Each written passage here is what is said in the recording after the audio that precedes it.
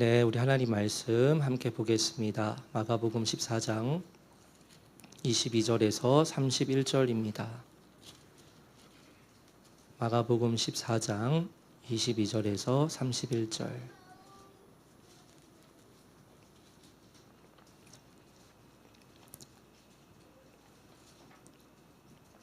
교독하겠습니다. 제가 먼저 읽겠습니다. 그들이 먹을 때에 예수께서 떡을 가지사 축복하시고 떼어 제자들에게 주시며 이르시되 받으라, 이것은 내 몸이니라 하시고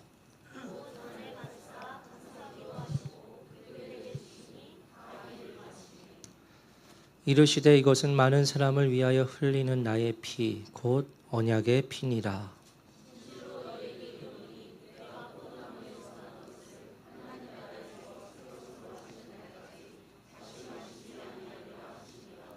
이에 그들이 찬미하고 감람산으로 가니라.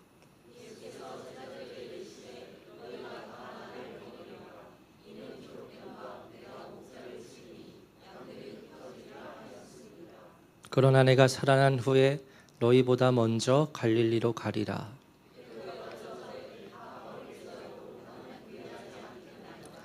예수께서 이르시되 내가 진실로 내게 이르노니 오늘 이 밤 닭이 2번 울기 전에 내가 3번 나를 부인하리라. 내가 주와 함께 죽을지언정 주를 부인하지 않겠나이다 하고 모든 제자도 이와 같이 말하니라. 아멘. 가끔 목회를 할 때 의도하지 않았는데 하나님께서 상황과 형편에 따라서 맞추어 주시는 것을 경험할 때가 있습니다. 전에 이 자리에서 말씀드린 적 있는 것 같은데요. 제가 생각할 때 제 생각이 아니라 하나님께서 깨닫게 하시는 것 같습니다. 우리 교회와 그리고 여기 계신 성도님들을 향한 뭐랄까요, 하나님의 돌보심, 지지, 호의가 있다는 것을 제가 매 순간 제 생각으로 하는 것이 아니라 하나님께서 깨닫게 하실 때가 있습니다. 아까 광고 시간에 말씀을 드렸던 대로 3월 5일부터 사순절이 시작이 되는데요. 이때 오늘 본문의 말씀을 나눌 수 있는 것이 먼저 하나님께 감사하기도 하고요. 또 감사한 것은 오늘이 첫 주일이어서 성만찬 예식을 행하는데 오늘 본문의 말씀이 예수님과 제자들이 함께 성찬 예식을 하시는 그와 같은 말씀을 우리가 함께 다루게 됩니다.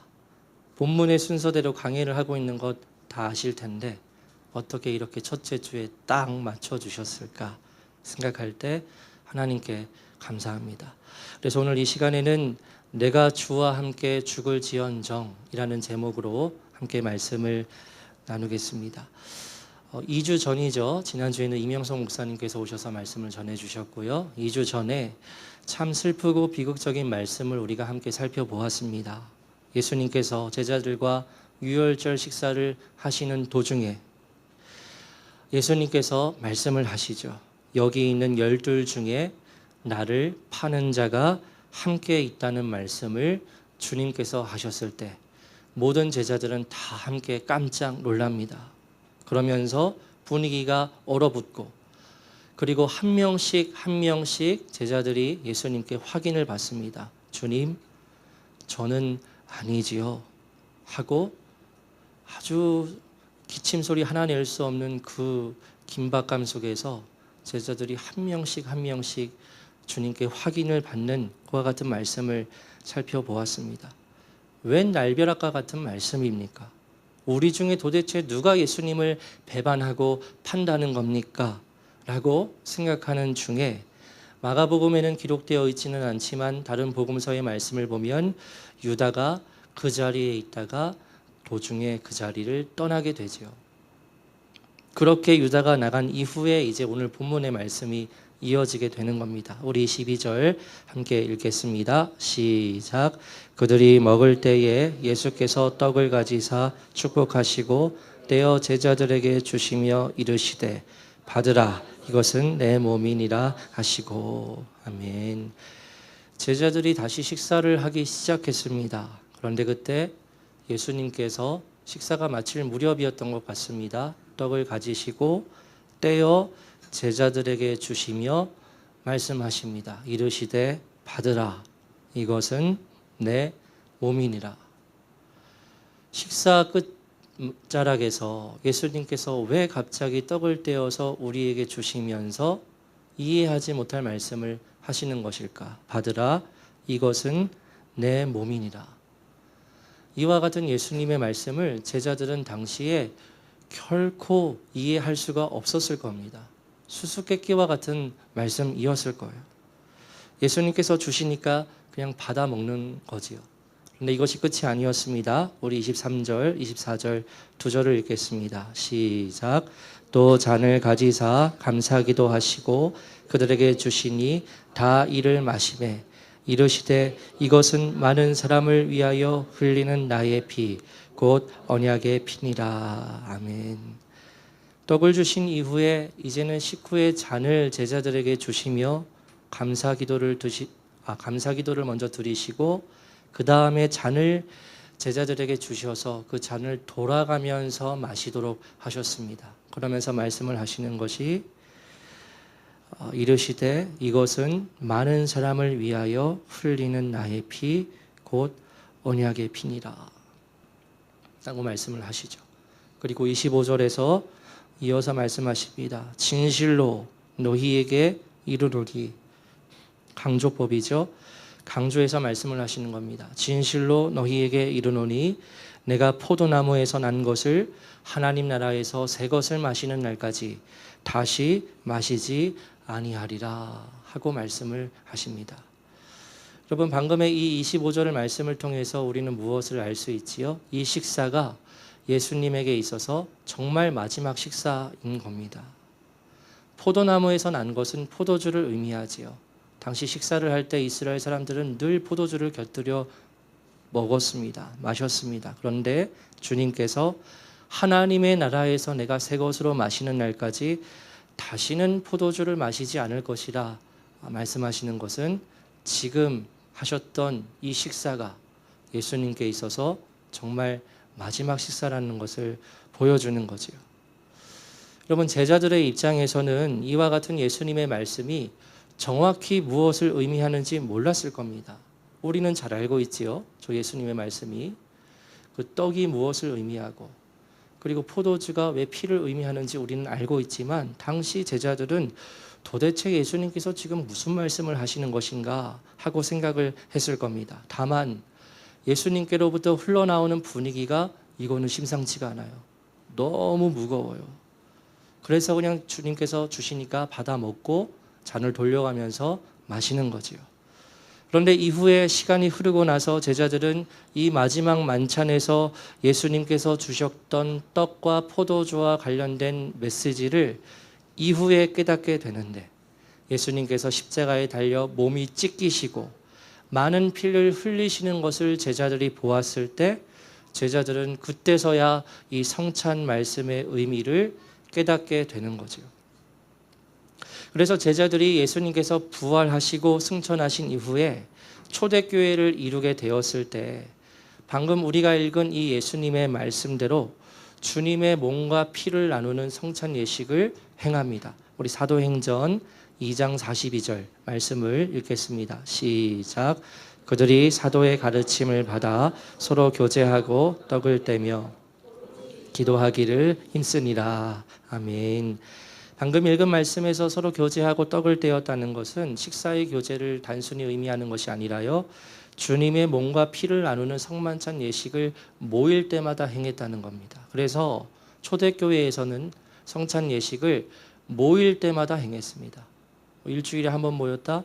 그럼 그때마다 일주일에 한 번 성찬 예식을 했고요. 매일 모였다? 매일 모일 때마다 성찬 예식을 행하면서 주님을 기념했다는 거죠. 기억하고요.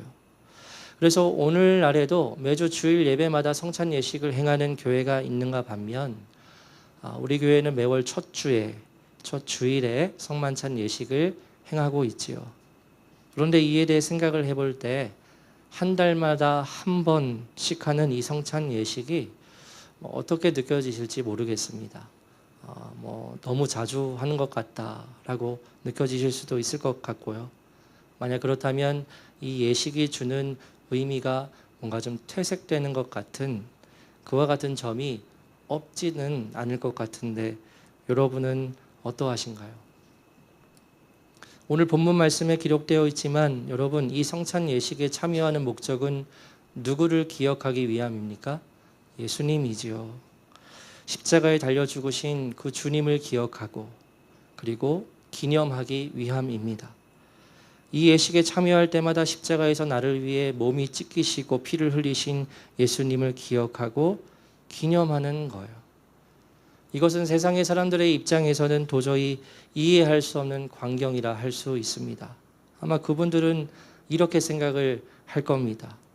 당신들이 예수가 십자가에 못 박히는 거 직접 보았어?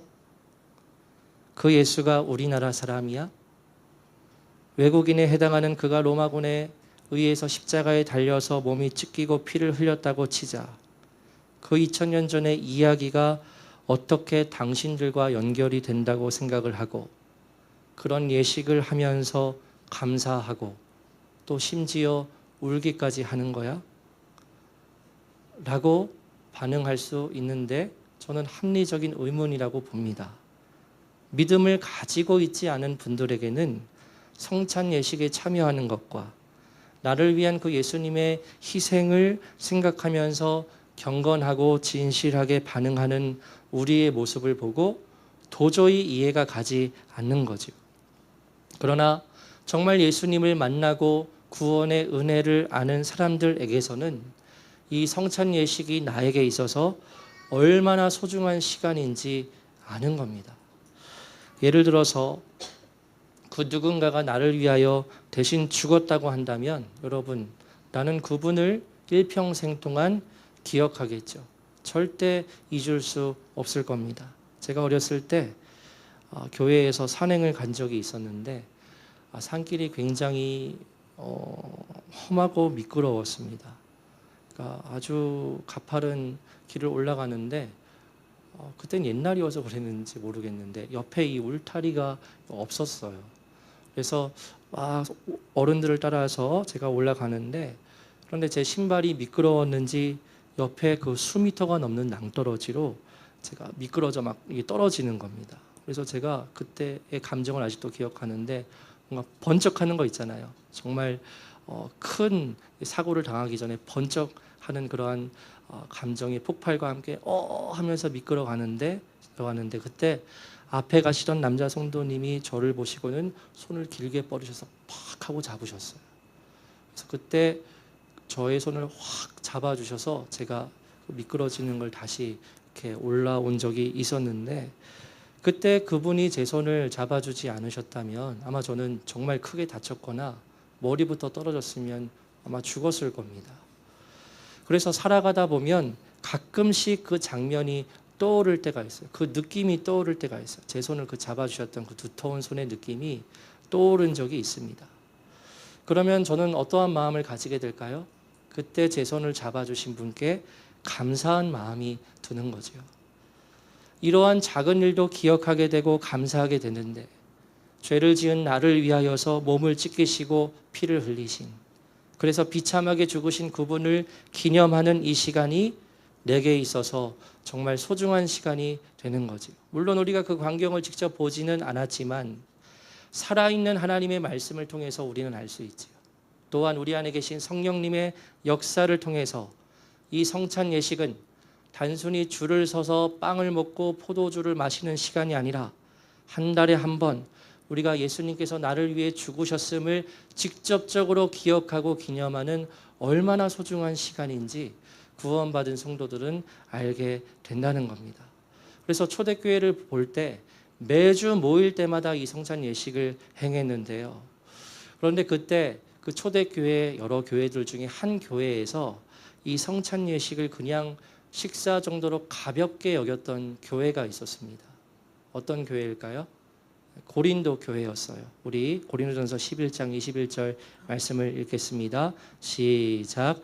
이는 먹을 때에 각각 자기의 만찬을 먼저 갖다 먹음으로 어떤 사람은 시장하고 어떤 사람은 취함이라. 아멘. 교회 공동체에서 주의 만찬을 먹었습니다. 앞절 보면 주의 만찬이라고 되어 있는데 주의 만찬이라는 것은 성찬을 의미해요.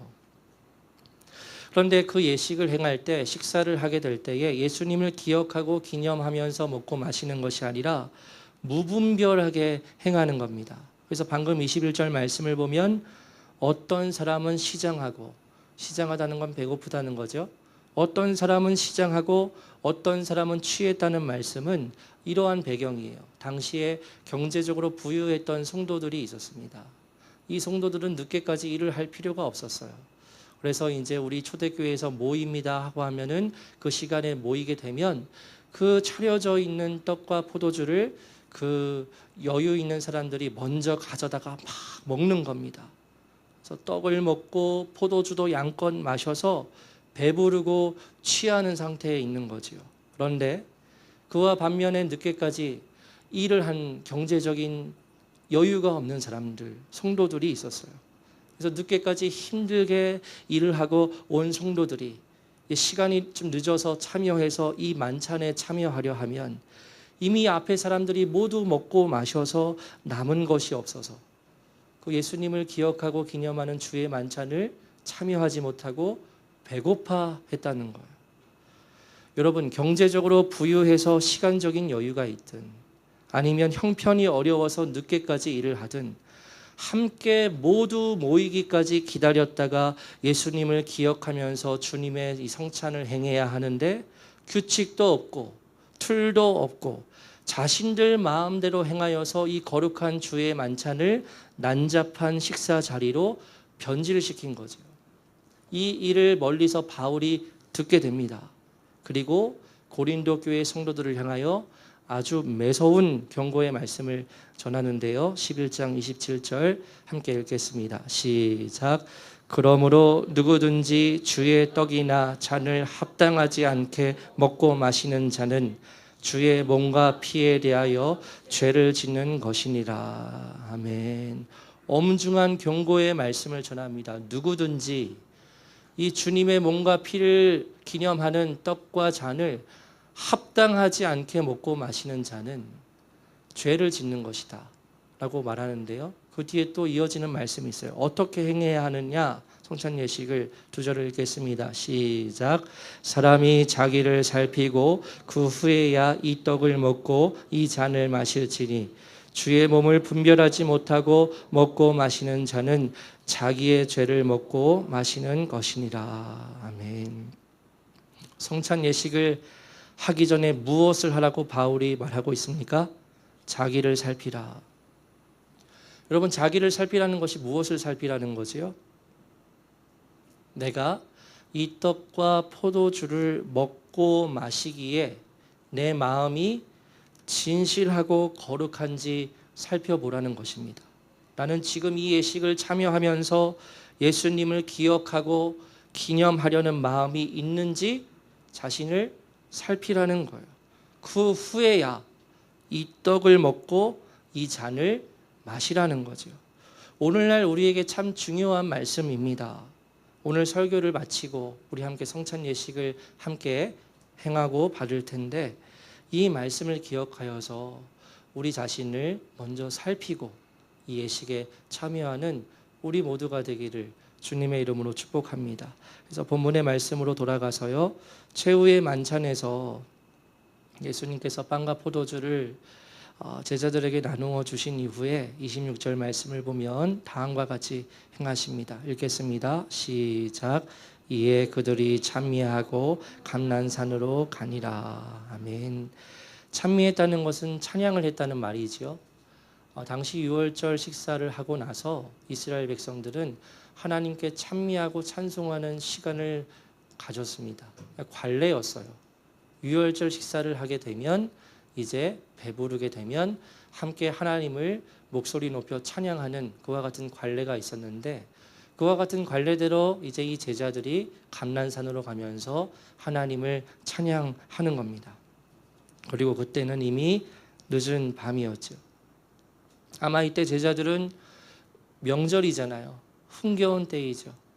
아주 또 배부르게 먹고 마셨습니다. 그래서 물론 예수님께서 너희 중에 나를 팔 자가 있다라는 마음에 걸리는 말씀을 들었기는 했지만 그래도 기쁜 마음으로 찬양을 하고 기분도 매우 좋았을 거예요. 막 하나님을 찬양하면서 이제 감난산으로 가는데 그 감난산에 도착을 해서 예수님께서 제자들에게 또 이와 같은 말씀을 하시는 겁니다. 우리 두 절을 읽겠습니다. 시작. 예수께서 제자들에게 이르시되 너희가 다 나를 버리리라. 이는 기록된 바 내가 목자를 치리니 양들이 흩어지리라 하였음이니라. 그러나 내가 살아난 후에 너희보다 먼저 갈릴리로 가리라. 아멘. 예수님께서 그 흥겹고 즐거워하고 기뻐하는 제자들의 마음 가운데 또 찬물을 끼얹는 듯한 말씀을 하십니다. 이제는 모든 제자들에게 11명이죠. 지금은 그 11명의 제자들에게 너희가 다 나를 버릴 것이라고 말씀을 하세요. 그리고 기록된 바 내가 목자를 치리니 양들이 흩어지리라 하는 구약의 한 말씀을 인용하시는데요. 우리 스가랴 13장 7절 말씀을 읽겠습니다. 시작. 만군의 여호와가 말하노라. 카라 깨어서 내 목자 내 짝된 자를 치라. 목자를 치면 양이 흩어지려니와 저를 위해는 내가 내 손을 들이우리라. 아멘.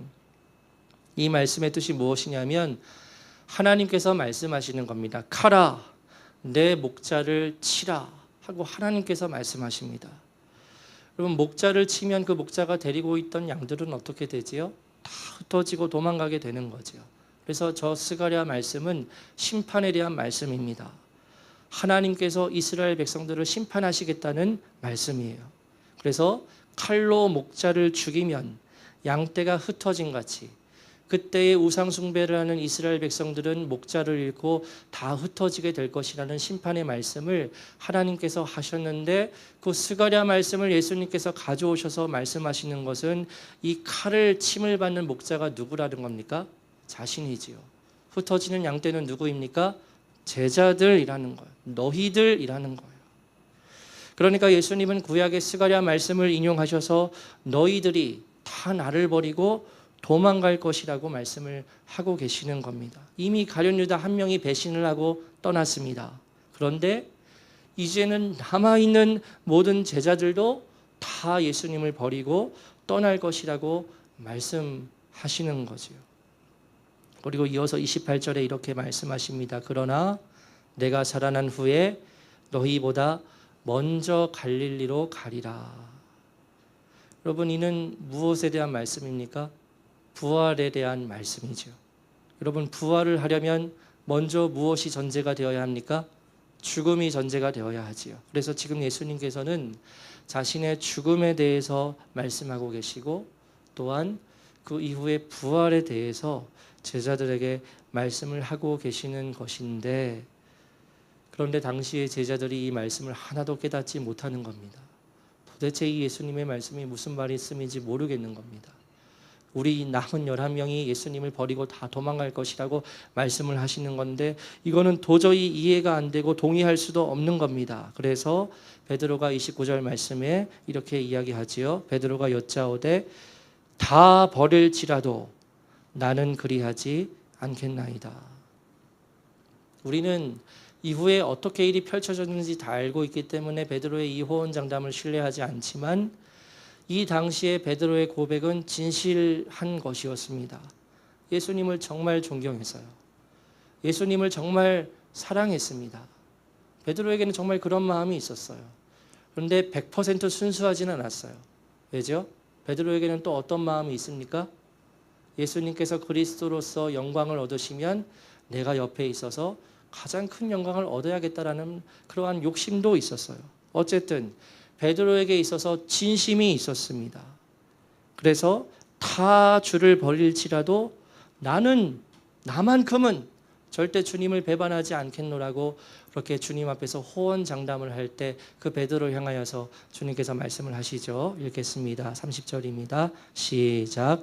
예수께서 이르시되 30절. 네, 시작. 예수께서 이르시되 내가 진실로 내게 이르노니 오늘 이 밤 닭이 2번 울기 전에 내가 3번 나를 부인하리라. 아멘. 여러분, 예수님께서 지금 미래의 일을 예언하여서 말씀하시는 거죠. 미래의 일을 예언해서 아주 그것도 구체적으로 몇 번, 닭이 몇 번 울 때까지 너가 몇 번, 아주 구체적으로 예수님께서 예언의 말씀을 지금 베드로에게 하시는 겁니다. 닭이 2번 울기 전에 너가 3번 나를 부인하리라 라고 아주 구체적으로 예수님께서 말씀을 하실 때 베드로가 듣고 어떻게 반응을 했습니까? 멈칫했을까요? 나 정말 그러는 거 아니야? 멈칫했을까요? 아니었습니다. 31절 말씀을 읽겠습니다. 시작. 베드로가 힘있게 말하되 내가 주와 함께 죽을지언정 주를 부인하지 않겠나이다 하고 모든 제자도 이와 같이 말하니라. 아멘. 말씀을 보십시오. 베드로가 힘있게 말해요. 아주 힘있게. 내가 주와 함께 죽을지언정 주를 부인하지 않겠노라고 아주 힘을 주어서 베드로가 말합니다. 다른 제자들도 베드로와 동일하게 따라서 이야기했다고 말하고 있어요. 그런데 여러분, 우리가 모두 다 잘 알지만 이와 같은 베드로의 고백과 제자들의 고백은 닥쳐진 그 위기 앞에서 연기처럼 사라지게 되지요. 입김처럼 다 사라져요. 정말 예수님을 두고서 한 명도 빼놓지 않고 모두 다 달아납니다. 그리고 베드로는 예수님께서 정말 말씀하신 대로 닭이 2번 울기 전에 3번에 걸쳐 예수님을 전혀 모른다고 부인을 하지요. 여기까지가 본문의 이야기인데요. 여러분, 오늘 설교의 제목이 베드로가 했던 고백이었던 내가 주와 함께 죽을지언정입니다. 오늘 본문의 말씀을 통해 우리가 깨닫게 되는 메시지는 무엇일까요? 우리는 결코 나 자신을 스스로 신뢰할 수 없다는 것을 깨닫게 됩니다. 여러분, 신앙생활을 하다 보면 우리 스스로 막 힘이 들어갈 때가 있습니다. 무슨 말이냐면 내가 주님을 위해서라면 무엇이든 다 할 수 있겠다는 마음이 들 때가 있어요. 한 번은 예전에 제가 정말 은혜가 충만했을 때 신학교 대학원을 다녔을 때였는데요. 그때 하나님께 이렇게 고백을 하고 기도를 했던 적이 있었습니다. 하나님, 제가 하나님을 위해서 그 어떤 고난이든 다 감수할 수 있습니다. 주님을 위해서라면 그렇게 할 수 있습니다. 그러니까 제 성격상 이와 같은 고백은 쉽게 할 수 없는 고백인데 정말 그때만큼은 이런 고백을 할 수 있을 만큼의 마음이었어요. 그래서 제가 하나님을 위해서든 어떤 고난이든 다 감수할 수 있습니다.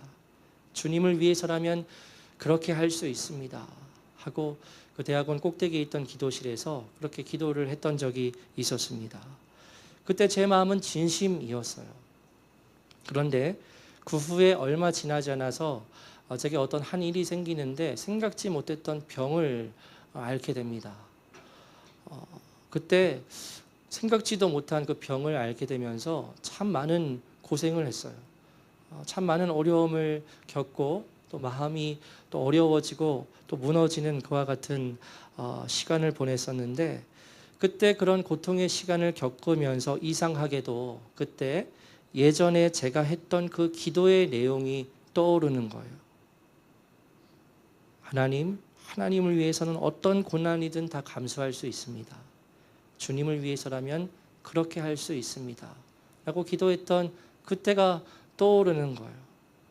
그러면서 제가 그때 스스로 이렇게 반성을 했습니다.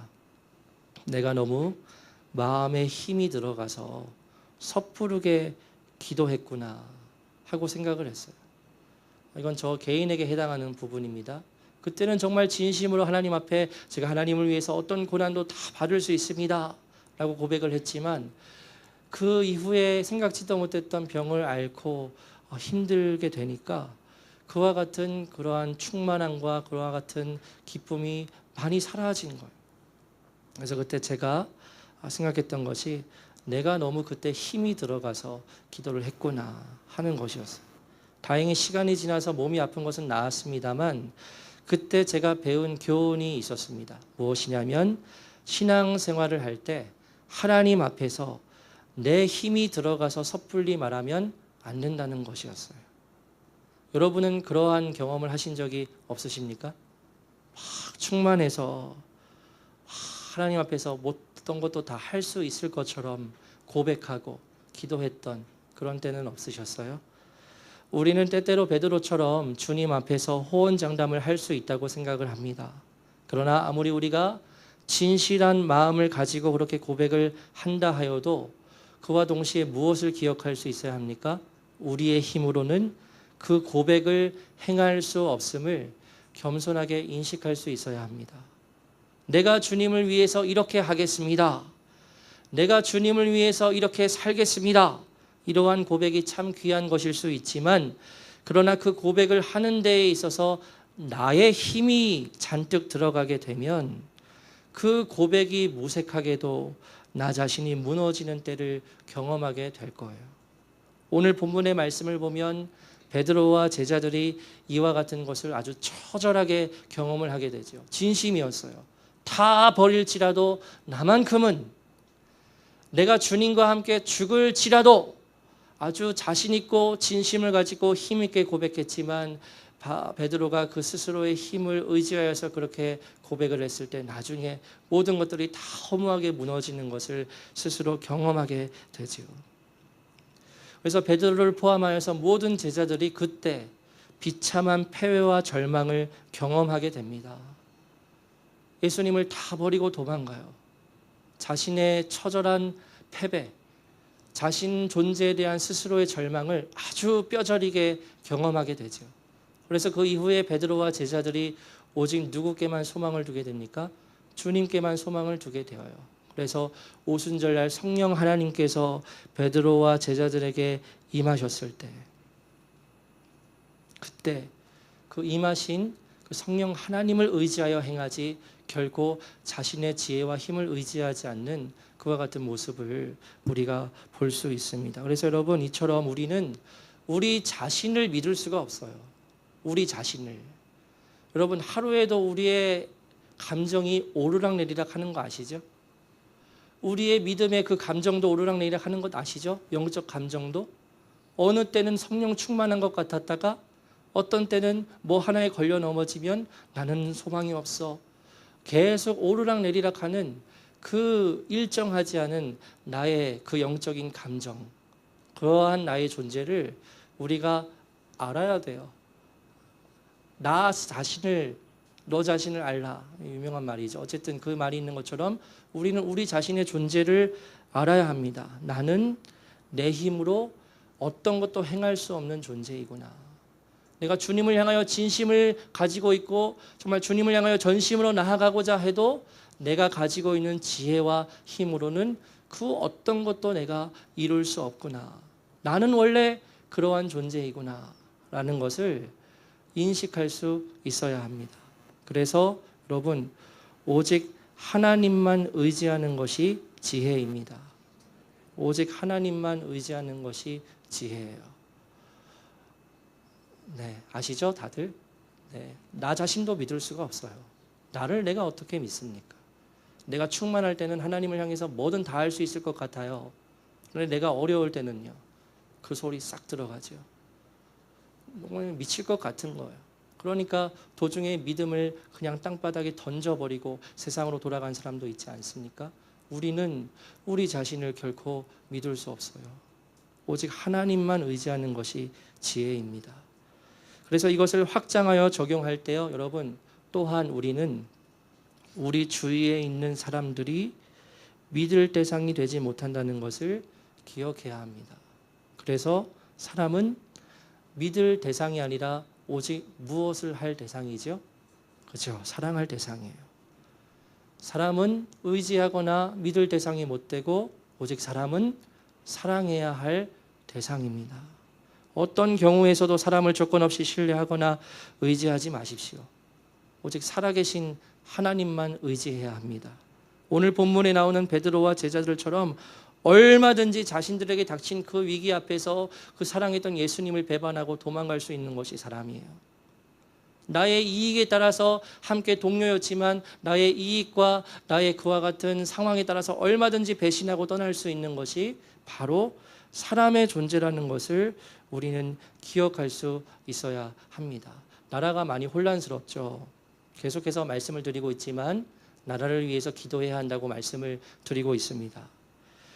그와 같은 진행되는 여러 가지 상황들을 보면서 제가 다시 한번 깨닫게 되는 진리가 역시 어떤 사람도 의지하고 믿으면 안 된다는 거예요. 그 어떤 사람도 믿을 수 없다. 우리 성도님들은 그러하지 않으시지요? 진영에 따라서 이 사람을 절대적으로 신뢰하고 저 사람을 묻지 않고 신뢰하는 그런 위험한 생각에서 다 깨어나 있으시죠? 사람을 의지하고 계십니까? 의지할 수 없는 거 아시죠? 앞으로 모든 것들은 더 불의와 악으로 달려갈 거예요. 그것을 알아야 해요. 사람에게 소망 둘 수 있습니까? 누구에게 소망 둘 수 있습니까? 모든 것들은 다 불의와 악으로 더 가속화해서 달려갈 거예요. 달려갈 거예요. 그래서 돌아오는 수요일에 이 부분에 대해서 함께 나누어야 할까 하고 생각을 하고 있습니다. 정치의 영역을 다루고자 하는 것이 아니라 성경 말씀에 비추어서 오늘날 우리나라에서 벌어지고 있는 이런 상황을 어떻게 해석해야 하고 어떤 태도로 바라보아야 하는가에 대해서 나누면 좋겠다는 생각을 하나님께서 주시는 것 같은데 조금 더 분별하고 있습니다. 조금 더 분별하고 기도해보고 만약 진행하게 된다면 수요일에 아무런 방송 송출이 없이 비공개로 진행하게 되지 않을까 싶습니다. 더 기도해 보겠습니다. 여러분, 그 어떤 경우에도 사람은 믿을 대상이 되지 못합니다. 나 자신도 신뢰하지 못하는데 우리가 그 누구를 신뢰할 수 있겠어요? 성경에 등장할 것이라 예언된 그 적그리스도도 그렇게 등장하는 것 아닙니까? 그때 수많은 사람들이 미혹될 거예요. 수많은 사람들이 그 반짝하고 광활한 그와 같은 빛을 가지고 등장한 그 적그리스도를 신뢰하고 따를 것이라 말씀 가운데 분명히 기록되어 있지요. 수많은 사람들이 그때 미혹이 될 겁니다. 우리는 그러면 그 미혹에 빠지지 말아야 하는데 그렇게 될 수 있는 방법 중에 하나는 무엇입니까? 그 어떤 존재도 신뢰하지 않고 오직 살아계신 하나님만 신뢰하는 것입니다. 그런데 이런 내용을 잘못 적용하지 않으셨으면 좋겠는 것은 그러면 어차피 모든 사람들을 신뢰할 수 없으니 누구와도 깊이 관계를 맺을 필요가 없고 관계를 그냥 설렁설렁 맺으면 되겠네 하는 그와 같은 생각도 그리스도인으로서 옳은 태도가 아니지요. 말씀을 드렸듯이 그리스도인이라면 사람은 신뢰할 수는 없지만 사람은 사랑해야 합니다. 바로 이 점을 우리가 깨닫게 된다면 우리는 사람에 의해서 상처받지 않을 거예요. 성숙한 관계를 맺을 수 있을 겁니다. 교회 공동체 안에서도 서로를 향한 이해가 더 깊어지게 될 겁니다. 서로를 신뢰하고 의지하는 것이 아니라 서로 사랑한다면 서로 다름의 영역이 있어도 같은 영역이 있다고 신뢰하고 그러는 것이 아니라 다른 영역이 있어도 그래도 서로 사랑한다면 우리 교회 공동체는 보다 더 하나님의 뜻에 부합한 아름다운 공동체로 성장하게 될 것이라 믿습니다. 그래서 의지하고 신뢰하는 것이 아니라 사랑하는 거예요. 여러분, 예수님께서도 그러하셨지요. 모든 제자들이 다 예수님을 버리고 도망갔습니다. 예수님이 무슨 제자들을 의지하셨겠습니까? 의지했던 장면이 조금 나오죠. 어디에 나옵니까? 예수님께서 너무 힘드실 때 제자들을 조금 의지하셨구나라는 장면이 있지요. 어느 때예요? 그렇죠. 겟세마네 기도에서 나와 함께 깨어 있어라. 마치 예수님께서 너무 힘드셔서 나와 함께 깨어 있어 줘 하고 말씀하시는 것 같은 그와 같은 장면이 있지요. 그러나 예수님은 제자들을 신뢰하거나 의지하지 않으셨어요. 오직 그들을 어떻게 하셨습니까? 사랑하셨죠. 그래서 한 명도 빼놓지 않고 나를 버렸던 그들을 예수님께서는 다시 찾아가십니다. 그 놀랍고도 아름다운 이야기를 우리가 앞으로 또 함께 살펴볼 것입니다. 오늘 말씀을 정리하려는데요. 여러분 오늘 말씀을 통해서 다시 한번 성찬 예식에 대한 의미를 생각해 보기를 원합니다. 성찬 예식에 참여할 때마다 그 전에 먼저 나 자신을 살펴보기 원해요. 내가 지금 이 예식에 참여할 때에 예수님을 기억하고 기념하려는 진실한 마음을 가지고 참여하길 원하는가 돌아보면서 우리를 구원해 주신 그 은혜에 감사하는 시간이 되기를 바라고요. 날이 갈수록 더욱 하나님만을 의지하는 믿음이 우리에게 충만해지기를 축복합니다.